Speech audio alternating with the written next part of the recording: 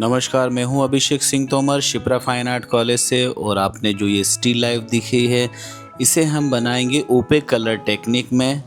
और सबसे पहले हम एक स्केच करेंगे और जो आपकी ड्राइंग की शीट है उसको हम एक मार्किंग करेंगे, जिसमें आपको पूरा ऑब्जेक्ट बनाना है।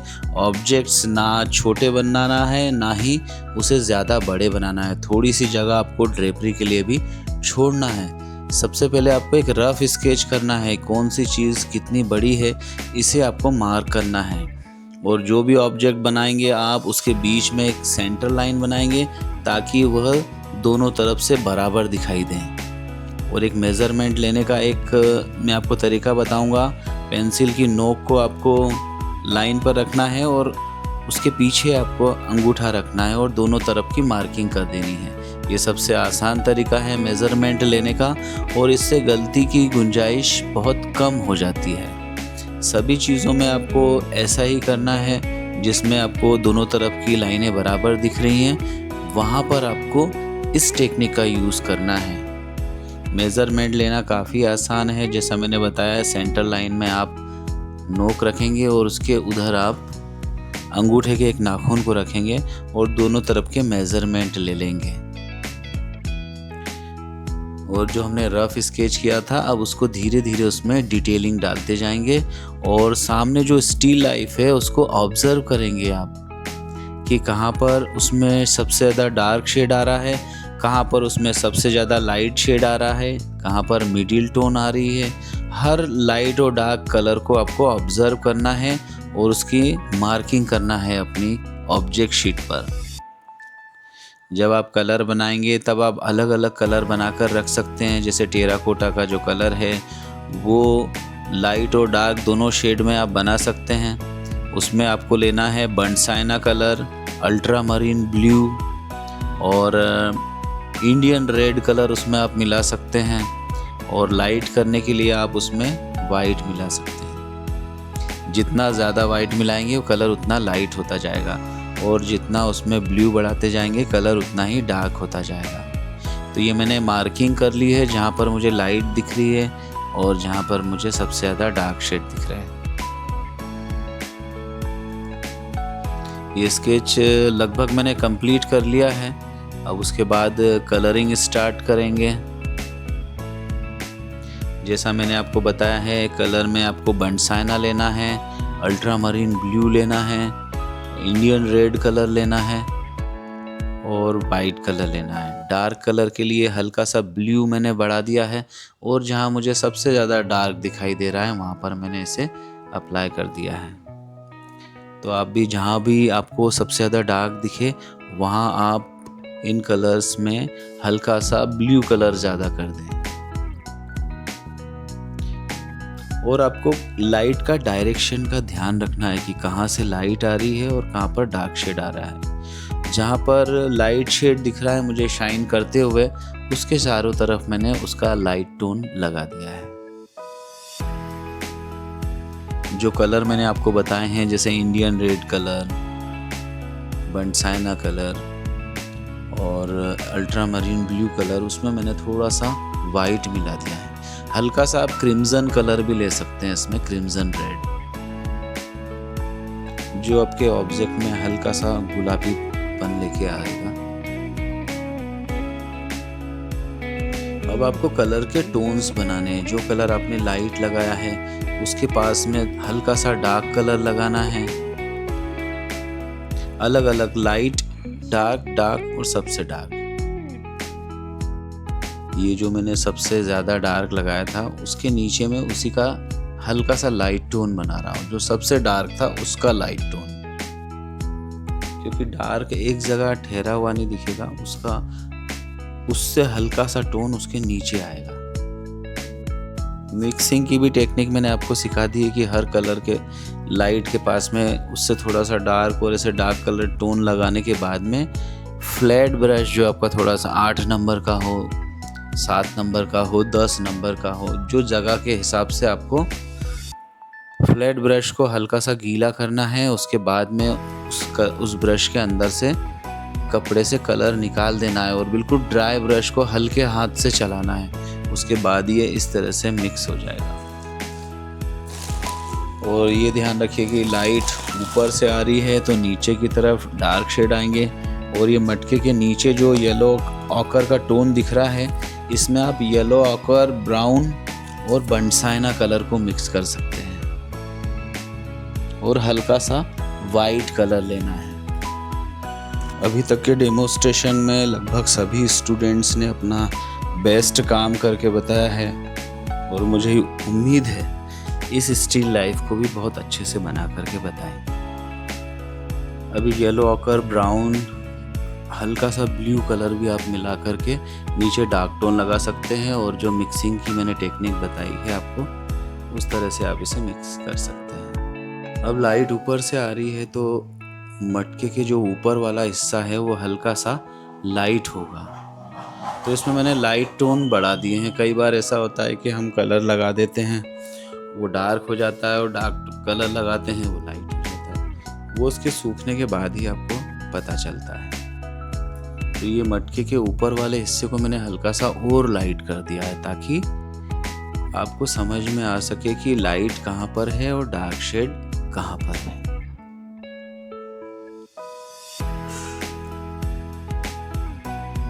अभी नेक्स्ट वीडियो में मैं आपको दिखाऊंगा पेंसिल शेडिंग जो स्टूडेंट्स ने बनाई है, जो YouTube के चैनल को देख करके पेंसिल शेडिंग की है। उनके विचार मैं आपको सुनवाऊंगा कि उन्हें इस वीडियो से कुछ सीखने को मिला है या नहीं मिला है, और वो और क्या सीखना चाहते हैं। और आप भी मुझे कमेंट करके बताइए कि आप क्या सीखना चाहते हैं और ये जो टेक्निक है ये आपको टफ लग रही है या इजी लग रही है। अब जो लाइट टोन है उसमें हल्का सा वाइट मिला देना है आपको, जहाँ पर मटके में शाइन आ रही है। तो ये देखिए वाइट की शाइन दी हुई है और आसपास के कलर से उसको मिक्स कर दिया गया है। अभी जो अनार का ये शेप बना हुआ है, अनार के लिए आपको लेना है हल्का सा क्रिम्जन कलर और उसमें ब्लू मिला देना है। जहाँ पर उसमें डार्क शेड आ रहे हैं वहाँ डार्क शेड लगाना है। Crimson red, blue, ultramarine blue, और आपको एक रेड कलर को भी अप्लाई करना है, वर्मिलियन रेड। ये डार्क शेड लगाए हैं, उन्हीं के पास में उनके लाइट कलर भी लगा दिए हैं मैंने।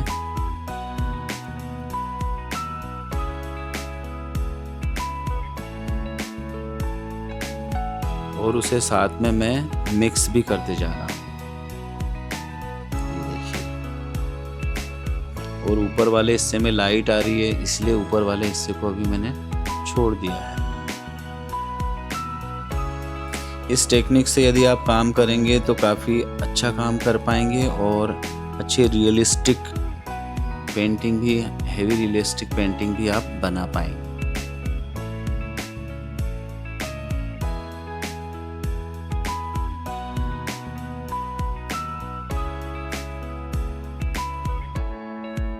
इसमें लालपन बढ़ाने के लिए आप वर्मिलियन रेड का भी यूज कर सकते हैं।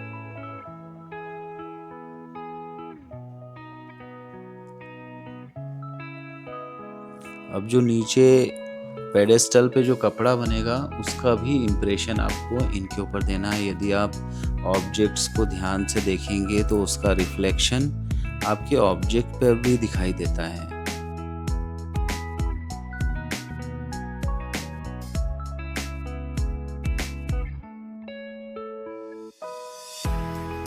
पेडेस्टल पे जो कपड़ा रखा हुआ है वो उसका कलर जो है लाइट ग्रीन में वाइट और हल्का सा ब्राउन मिलाना है आपको, और उसी का ही इम्प्रेशन आपको अपने ऑब्जेक्ट्स में देना है जहाँ जहाँ पर वो आपको हल्के से दिखाई दे रहा है।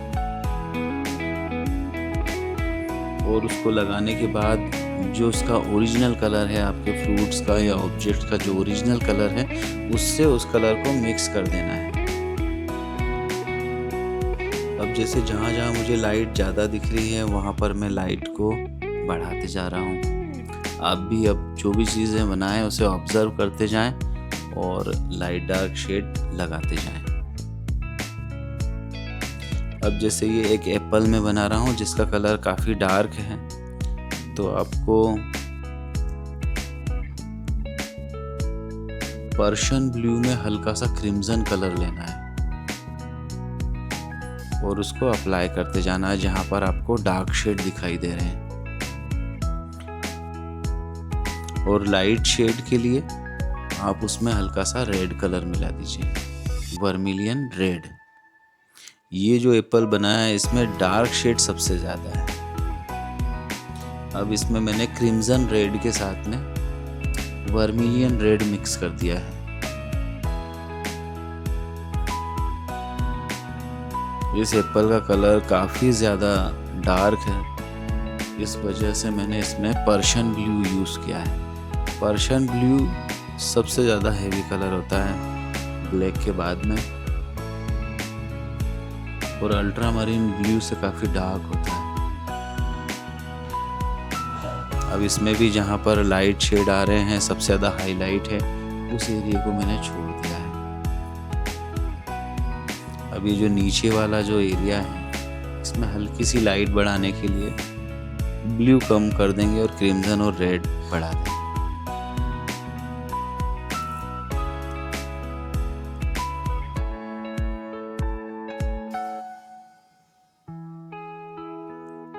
ऊपर से जैसे लाइट शेड आ रहा है तो हाईलाइट के पास में आप लाइट शेड अप्लाई कर दीजिए। लाइट कलर में हल्का सा वाइट मिला दीजिए, जो कलर आपने लगाया है उसमें हल्का सा वाइट कलर मिला दीजिए और उसे मिक्स करते जाइए।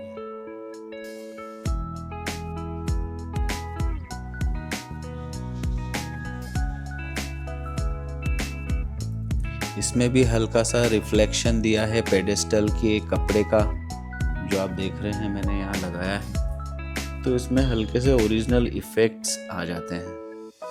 तो आपको अपने ऑब्जेक्ट्स को ऑब्जर्व करना है कि उसमें किसी दूसरे कलर का रिफ्लेक्शन आ रहा है, किसी दूसरे पास वाले ऑब्जेक्ट का रिफ्लेक्शन आ रहा है, तो आप उस रिफ्लेक्शन को भी अप्लाई कीजिए ताकि आपके ऑब्जेक्ट्स में थोड़ी रियलिटी आए।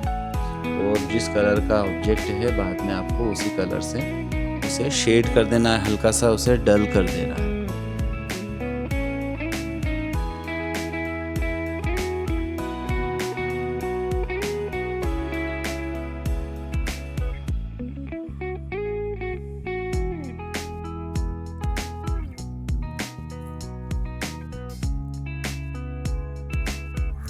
ये लाइट शेड मुझे जहाँ जहाँ दिखाई दे रहे हैं मैं उस लाइट को और बढ़ाता जा रहा हूँ। अब ये ऑरेंज के लिए मैंने हल्का सा ब्राउन लिया है और ऑरेंज कलर लिया है। डार्क शेड के लिए आपको ऑरेंज कलर में हल्का सा बनसाइना कलर मिक्स करना है और बाद में नीचे ऑरेंज कलर को लेकर के उसे मिक्स कर देना है। आप इस वीडियो के साथ यदि बनाते चले जाएंगे तो आपको ये चीज़ें काफ़ी आसान लगने लगेंगी। ऑरेंज में मैंने हल्का सा वाइट मिक्स किया है, जहाँ पर डार्क शेड आ रहे हैं उसके पास में मैंने उसी का लाइट टोन बना दिया है।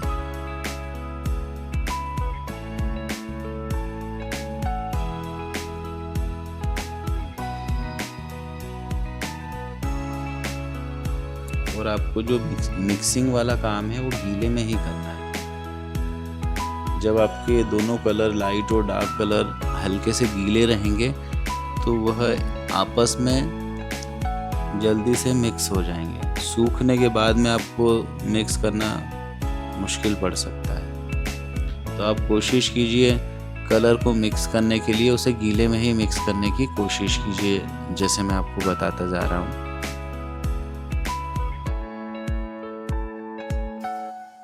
और ये वीडियो सभी पुराने पहले के वीडियो की तरह ओरिजिनल टाइमिंग पे बने हुए हैं। स्केचिंग को भले ही थोड़ा सा फास्ट कर दिया है, बाकी ये जो कलरिंग है इसमें मैंने ज़्यादा उसे फास्ट नहीं किया है। जहाँ जहाँ ज़रूरी हो रहा है उन चीज़ों को अवॉइड किया है।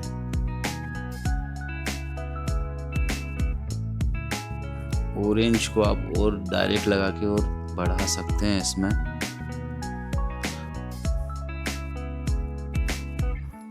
अब पीछे जो फ्रूट है वो काफ़ी कम दिखाई दे रहा है मुझे, तो जो पूरा येलो कलर का है उसके लिए मैंने येलो, क्रोम येलो में हल्का सा येलो ऑकर कलर मिक्स कर दिया है जहाँ पर मुझे डार्क शेड लगाना है,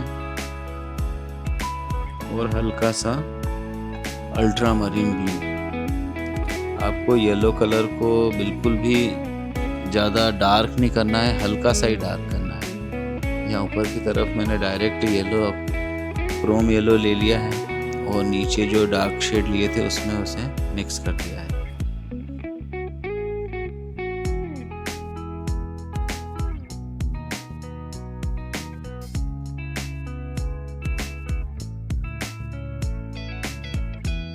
ये काफ़ी आसान तरीका है बनाने का, और इसके बाद हम और रियलिस्टिक चीज़ों पे जाएंगे, पोर्ट्रेट्स पे भी जाएंगे।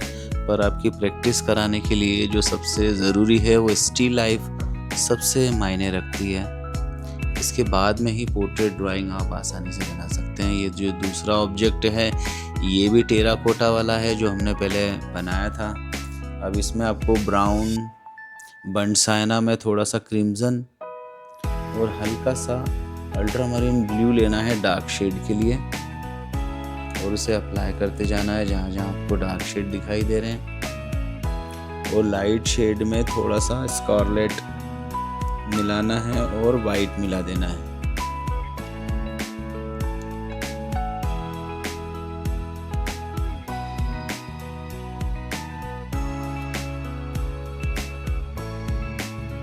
इसमें जहाँ मुझे डार्क शेड दिख रहे थे वहाँ मैं इसमें डार्क लगाता जा रहा हूँ, और जहाँ पर मुझे लाइट शेड दिखेंगे वहाँ पर मैं हल्का सा लाइट कलर अप्लाई करता जा रहा हूँ।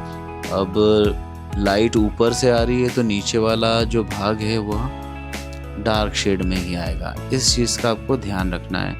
अधिकतर स्टूडेंट्स क्या करते हैं कि डार्क शेड को और लाइट शेड को दोनों को एक जैसा बना देते हैं, जिस वजह से उसमें 3D इफ़ेक्ट नहीं आता है। लाइट और डार्क के इफ़ेक्ट प्रॉपर नहीं आ पाते हैं। आप इसमें देखेंगे ऊपर वाले हिस्से को मैंने अभी वाइट छोड़ दिया है और नीचे वाली साइड पर मैंने डार्क कलर अप्लाई कर दिया है। तो जो भी डार्क कलर रहेगा उसके पास में आपको उसी का लाइट कलर लगाना रहेगा।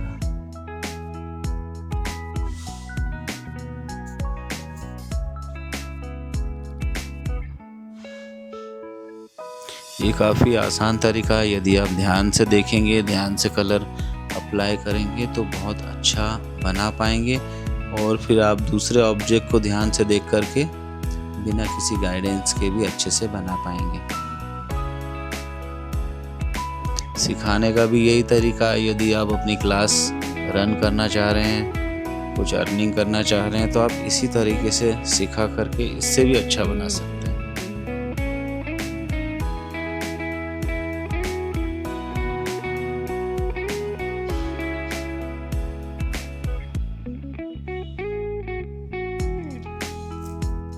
आगे जो ऑब्जेक्ट रखा हुआ है जो अनार है, और पीछे वाले जो ऑब्जेक्ट में आपको डेप्थ दिखानी है, तो पीछे वाले ऑब्जेक्ट को आपको हल्का सा डार्क करना पड़ेगा जिससे दोनों में डेप्थ दिखाई दे। और आपको डार्क शेड बिल्कुल कॉर्नर से नहीं लगाना है, इसीलिए डार्क शेड के आगे मैंने लाइट शेड लगा दिया है। अब ये ऊपर जहाँ से लाइट दिखाई दे रही है वहाँ पर मैंने जो कलर अभी बनाए थे उसी में वाइट मिला दिया है।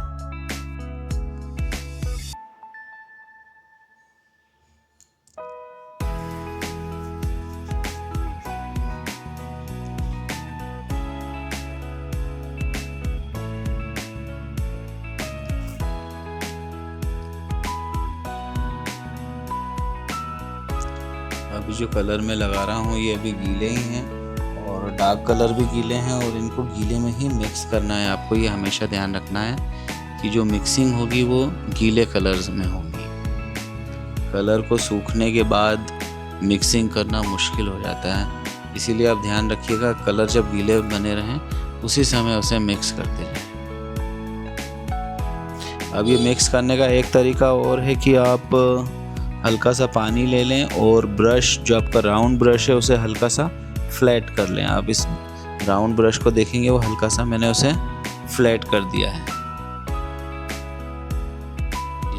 इनके कॉर्नर पॉइंट्स को आपको मिक्स करते जाना है।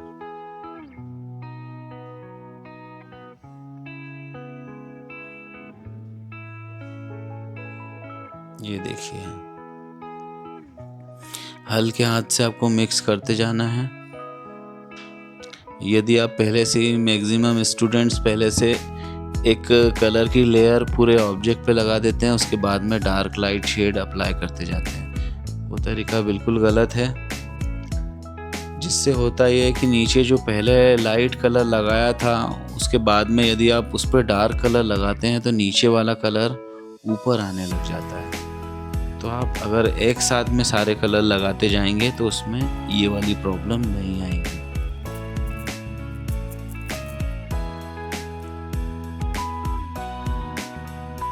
जहाँ पर हाईलाइट देना है उस जगह को आप छोड़ दीजिएगा और लास्ट में फिर उस जगह पर आप हाईलाइट को अप्लाई कर दीजिए, जैसे मैंने इसे किया है। और फिर इसके कॉर्नर पॉइंट को आप बाकी कलर से मिक्स कर दीजिए। जितनी हाईलाइट देना है उतनी, उसके आसपास की उतनी ही जगह को आप मिक्स करते जाइए। और जो रिफ्लेक्शन वाला जो मैं बता रहा था, सभी चीज़ों में रिफ्लेक्शन मुझे दिखाई दिया है, तो मैंने ये वाले ऑब्जेक्ट में भी कपड़े के रिफ्लेक्शन को ऐड कर दिया है। मुझे लग रहा है काफ़ी अच्छे से आपको समझ में आ रहा होगा, और आप इस वीडियो के साथ यदि इसे बनाते जाएंगे तो काफ़ी अच्छे आर्टिस्ट आप बन पाएंगे। तो आप इसी तरह अप्लाई करते जाइए अपने कलर्स को, और कोशिश कीजिए कलर थोड़े अच्छे क्वालिटी के हों। ये जो मैं कलर लगा रहा हूँ कैमलिन के हैं। ये कैमलिन कंपनी के जो कलर हैं ये 14 शेड वाले हैं और प्रीमियम क्वालिटी के हैं, जिससे इसमें थोड़ा सा ब्राइटनेस अच्छी आती है, थोड़ा ग्लो अच्छा आता है। स्टूडेंट कैटेगरी के कलर आप यूज़ करेंगे तो उसमें इतनी ब्राइटनेस नहीं आएंगी। बैकग्राउंड की शुरुआत करेंगे हम। बैकग्राउंड में हल्का सा, अब जो कलर है वो है हल्का सा वायलेट कलर है। आपको अल्ट्रा मरीन ब्लू में, वाइट कलर आप पहले लेंगे। वाइट में हल्का सा अल्ट्रा मरीन ब्लू मिलाएंगे और उसमें हल्का सा क्रिम्सन कलर मिलाएंगे, तो वो हल्का सा वायलेट कलर बनेगा। यदि आप डार्क में वाइट मिलाएंगे, अल्ट्रा मरीन कलर पहले लेंगे फिर वाइट मिलाएंगे, तो वो डार्क कलर बनेगा। अगर आपको लाइट कलर बनाना है तो पहले आप वाइट कलर लीजिए और उसके अंदर कलर अप्लाई करते जाइए। जैसे मुझे ये लाइट कलर बनाना था तो मैंने पहले वाइट कलर लिया, उसके बाद में उसमें अल्ट्रा मरीन ब्लू लिया और उसके बाद में उसमें हल्का सा क्रिम्सन कलर को ऐड कर दिया है। जो ये ऑब्जेक्ट्स हैं इनके आसपास में मुझे हल्की सी लाइट देनी है और आसपास की जगह में मुझे डार्क शेड लगाने हैं। और ओपेक कलर टेक्निक में आपको ये ध्यान रखना पड़ेगा कि आपको इसमें पानी कम मिलाना है। जैसा ट्रांसपेरेंस जो टेक्निक है उसमें पानी ज़्यादा मिलाते हैं और ओपेक कलर टेक्निक में पानी कम मिलाते हैं। इसके बाद में मैं आपको एक ट्रांसपेरेंस कलर टेक्निक का एक डेमो दूंगा जिसमें ये सब चीज़ें मैं आपको बताता जाऊंगा। और इसमें आपको कलर ज़्यादा लगाते जाना है। ये जो बॉटल वाले कलर आते हैं, जो शीशी में जो कलर आते हैं, जैसे बॉटल के अंदर जो कलर रहते हैं वो ओपेक टेक्निक के लिए यूज़ किए जाते हैं, और जो ट्यूब के अंदर जो कलर आते हैं वो ट्रांसपेरेंस कलर के लिए यूज़ किए जाते हैं। तो ये ऑब्जेक्ट्स के आसपास में मैंने लाइट टोन अप्लाई कर दिया है और उसकी जो दूरी पर मैंने हल्का सा उसे डार्क कर दिया है, ताकि आपका जो पूरा ध्यान है ऑब्जेक्ट्स पर डायरेक्ट जाए। तो ये आप देखेंगे कि हल्का सा डार्क कलर है और ऑब्जेक्ट्स के पास में आप देखेंगे कि लाइट कलर है। क्योंकि ऑब्जेक्ट डार्क कलर के हैं। और इसे भी साथ में मिक्स करते जाइए, ब्रश को एक डायरेक्शन में चलाते जाइए।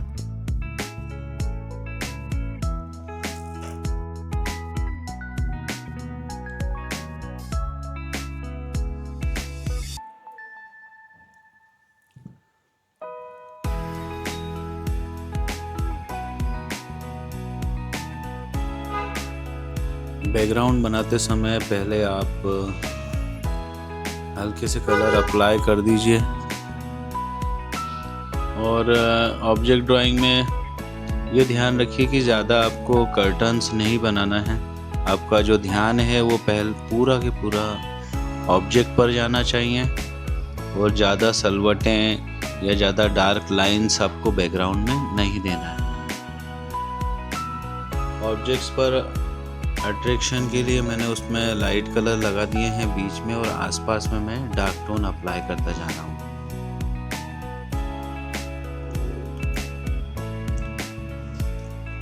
और इसे साथ में ही आपको मिक्स करते जाना है।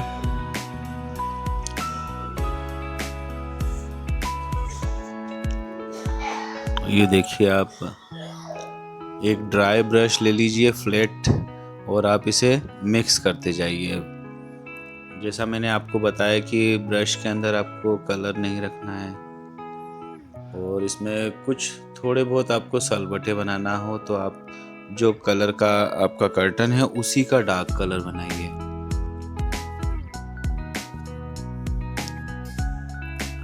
मैंने इसे ड्रॉ करके इसको हल्का सा मिक्स कर दिया है। मिक्स करने के लिए आप फ्लैट ब्रश साथ में रखिए, उसमें पानी की मात्रा कम रखिए, और उसे बैकग्राउंड के साथ मिक्स करते जाइए।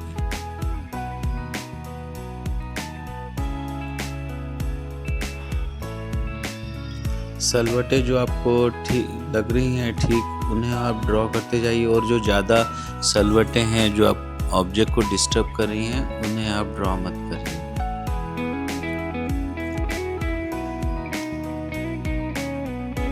आप लाइनें देते जाइए और फ्लैट ब्रश से उसमें डार्क शेड लगाते उसको मिक्स करते जाइए। ये काफ़ी आसान तरीका है, और जिससे आप अच्छे से आप अपनी पेंटिंग को बना पाएंगे, और आने वाले समय में आप ऑर्डर वर्क भी रियलिस्टिक पेंटिंग के आप ऐसे ही कर पाएंगे।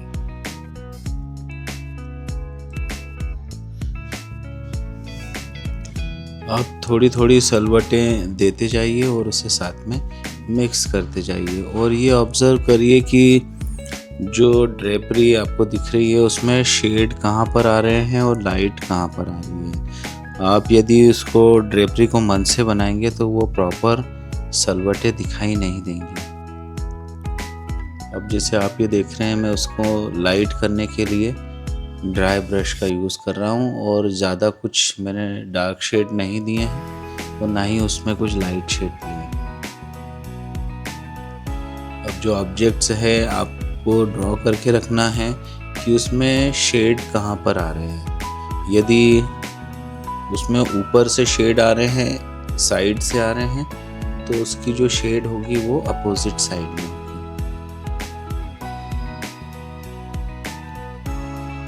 जैसा हमने शुरुआत में ही सभी जगह पर ड्रॉ कर लिया था, जहाँ पर डार्क शेड आ रहे हैं और जहाँ लाइट शेड आ रहे हैं, शुरू में ही उसे ड्रॉ करके रख लिया है। अब उसमें यह है कि हम कलर बना करके उसे वहीं लगाते चले जाएंगे। यदि आप ऐसा नहीं करते हैं तो आप गलती कर सकते हैं, कहीं पर भी शेड लाइट ज़्यादा लगा सकते हैं या डार्क शेड ज़्यादा लगा सकते हैं, और शेडिंग से ही उसमें 3D इफ़ेक्ट आते हैं। अगर ये चीज़ें गलत होती जाएंगी तो आपका ऑब्जेक्ट अच्छा नहीं दिखाई देगा। और इसमें पेडेस्टल में भी आपको यही चीज़ अप्लाई करनी है कि यदि ऊपर से लाइट आ रही है तो साइड वाले जो हिस्से हैं पेडेस्टल के, वहाँ पर आपको शेड देना है।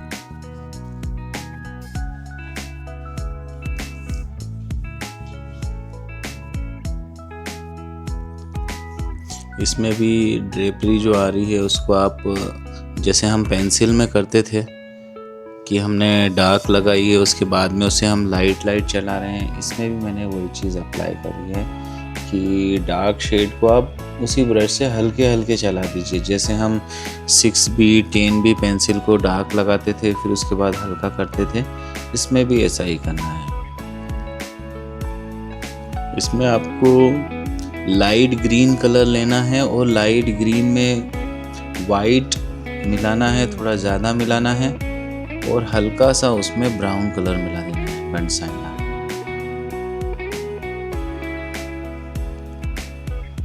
जहाँ पर सबसे ज़्यादा आपको डार्क टोन दिखाई देगी वहाँ पर आपको ये वाला कलर लगाएंगे, क्योंकि ये कपड़ा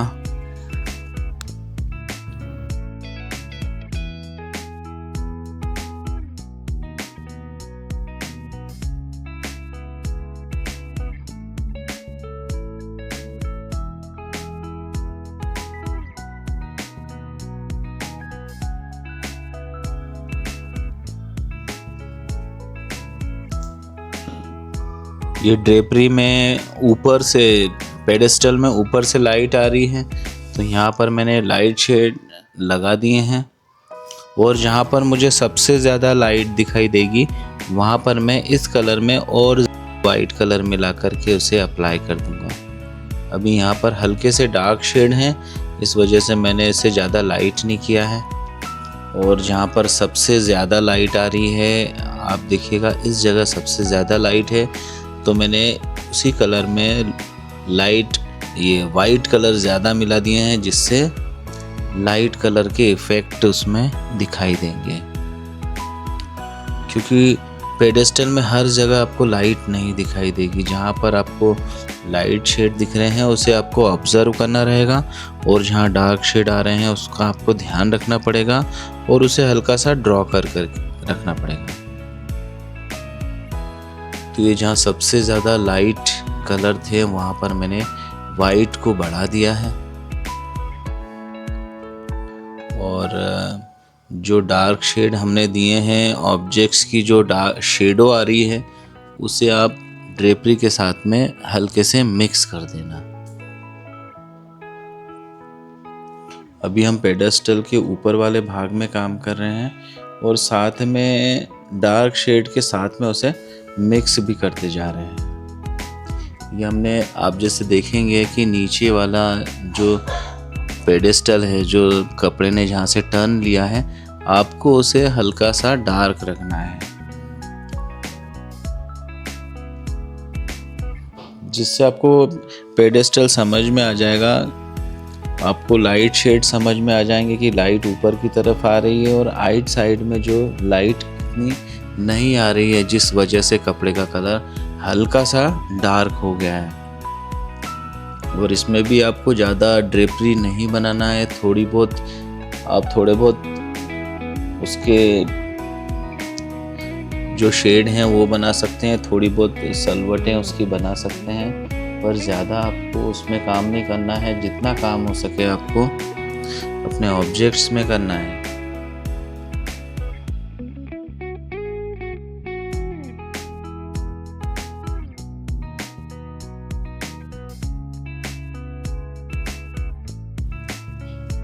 ये ड्रेपरी में मैंने हल्के हल्के शेड दे दिए हैं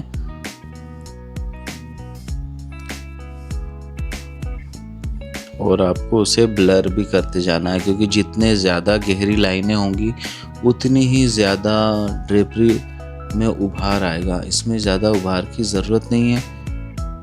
इसमें वैसे भी आप जैसे ओरिजिनल फोटोग्राफ देखेंगे तो उसमें ज़्यादा गहरी लाइनें नहीं हैं।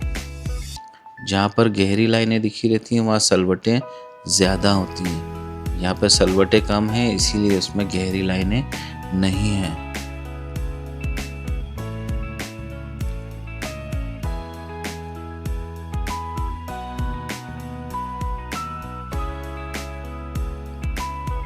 इस वाले हिस्से में सबसे ज़्यादा लाइट है, इसीलिए जो ऑब्जेक्ट्स के शेड आ रहे हैं पेडेस्टल पे उसके आसपास में हल्की सी लाइट बढ़ाना है, ताकि देखने में भी आपको समझ में आ जाएगा कि यहीं पर सबसे ज़्यादा लाइट गिर रही है और इसी वजह से ऑब्जेक्ट्स के ऊपर भी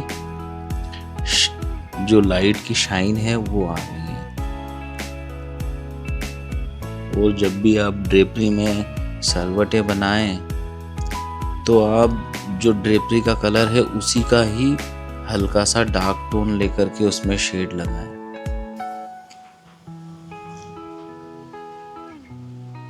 क्योंकि कभी कभी स्टूडेंट जो कलर होता है उसका थोड़ा सा भी कलर चेंज कर देते हैं, जिस वजह से ड्रेपरी में या किसी में भी, किसी ऑब्जेक्ट्स में भी वो शेड नहीं आ पाते हैं। वो एक अलग से कलर को अप्लाई ही लगता है कि एक अलग से कलर को अप्लाई कर दिया गया है।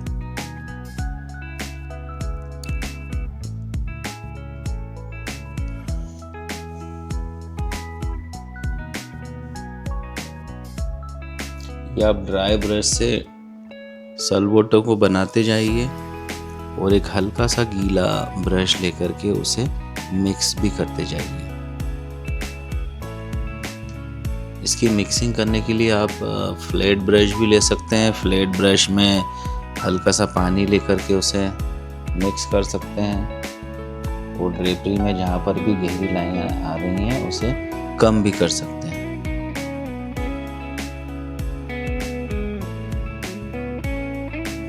और जो ऑब्जेक्ट जहाँ रखा है वहाँ पर उस ऑब्जेक्ट के नीचे हल्की सी गहरी लाइन आएगी, यानी डार्क लाइन आएगी, जिससे ऑब्जेक्ट लगेगा कि उस जगह पर रखा हुआ है। तो आपको उसके रखने के लिए, रखे हुए इफेक्ट को दिखाने के लिए उस ऑब्जेक्ट के नीचे एक हल्की सी डार्क लाइन लगानी है, जिससे आप उसको देखेंगे तो आपको लगेगा कि उसी जगह पर वो रखा हुआ है। अगर वो ऐसा नहीं करेंगे तो ऑब्जेक्ट आपका हवा में रखा हुआ दिखाई देगा, ज़मीन पे रखा हुआ दिखाई नहीं देगा।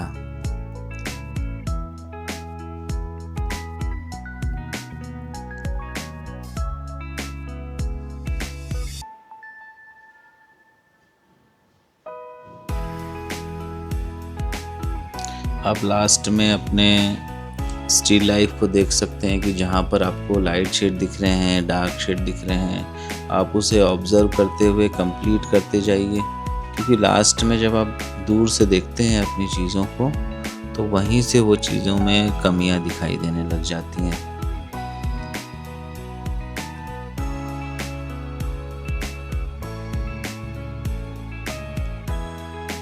शिप्रा फाइन आर्ट कॉलेज के मैक्सिमम स्टूडेंट अच्छा काम करते हैं। उनके भी डेमोस्ट्रेशन इस चैनल पर जुड़े हुए हैं। यदि आप इस चैनल पर नए आए हैं तो आप इसे लाइक कीजिए, सब्सक्राइब कीजिए। और यदि आप कुछ नए अपडेट चाहते हैं और भी कुछ चाहते हैं, आपकी कुछ अच्छा सीखना चाहें तो आप कमेंट कर सकते हैं। और नए अपडेट के साथ जुड़े रहने के लिए आप बेल आइकन को प्रेस भी कर सकते हैं।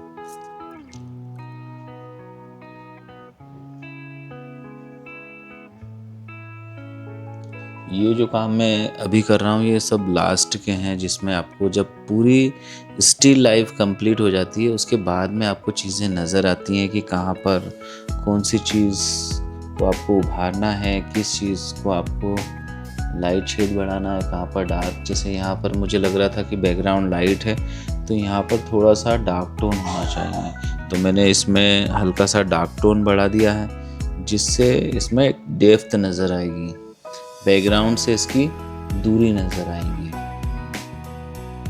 तो ये लगभग स्टिल लाइफ कंप्लीट हो गई है।